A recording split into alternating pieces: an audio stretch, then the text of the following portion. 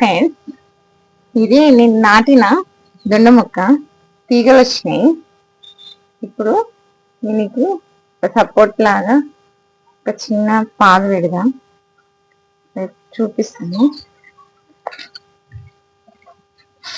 ఇలా ఎండిన కొమ్మ తీసుకొని ఇక్కడ దీని మొదలు ఎక్కడ ఉందో అక్కడ కొంచెం దూరంలో లోతుగా పెట్టాలి. లోతుగా పెట్టి ఈ తీగలు మొత్తం ప్రతి తీగ దీనికి ఎక్కే విధంగా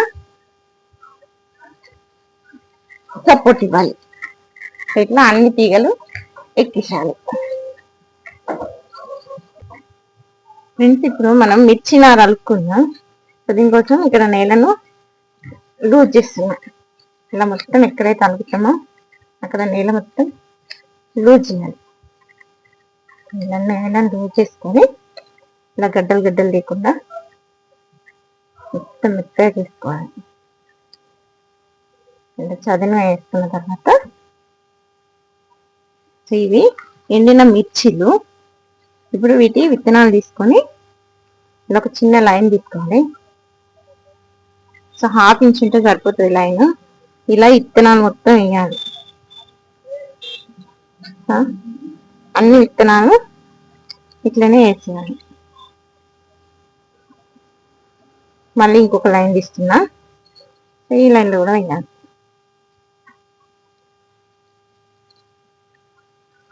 ఇలా అన్ని మిర్చిల విత్తనాలు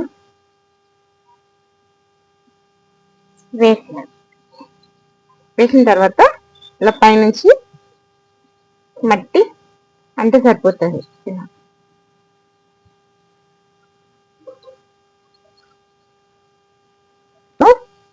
నేను టమాటా నారకడం కోసం నేలను లూజ్ చేస్తున్నా. ఇలా మొత్తం నేలను లూజ్ చేసుకోవాలి.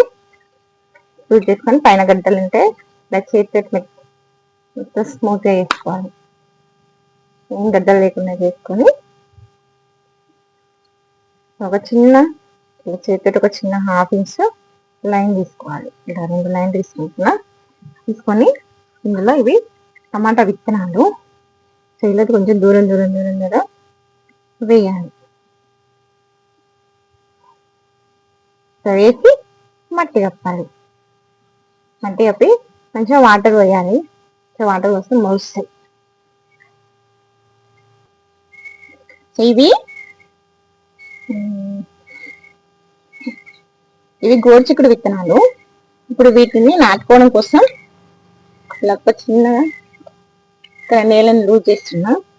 సో ఒక దగ్గర ఒక విత్తనం మాత్రమే వేస్తున్నా. వేసి మళ్ళీ కొంచెం దూరం మళ్ళీ కొంచెం నేలని లూజ్ చేసుకొని మళ్ళీ ఒక విత్తనం వేయాలి. ఇలా నేల లూజ్ చేసుకుంటా విత్తనాలు దగ్గరనే కొంచెం పెట్టుకుంటా వెళ్ళాలి. బాగా లోతు వేయాల్సిన అవసరం లేదు. ఒక 1/2 ఇంచ్ లోతు వేస్తే సరిపోతుంది. కానీ నేల ఇద్దరు కొంచెం లూజ్ చేయాలి చుట్టూ. ఇలా అన్ని నాటుకున్న తర్వాత వర్షం వస్తే పర్లేదు, కానీ వర్షం రాకుంటే నీళ్ళు వస్తూ ఉండాలి. నీళ్ళు వస్తున్నప్పుడు అన్ని మంచిగా మొలుస్తాయి.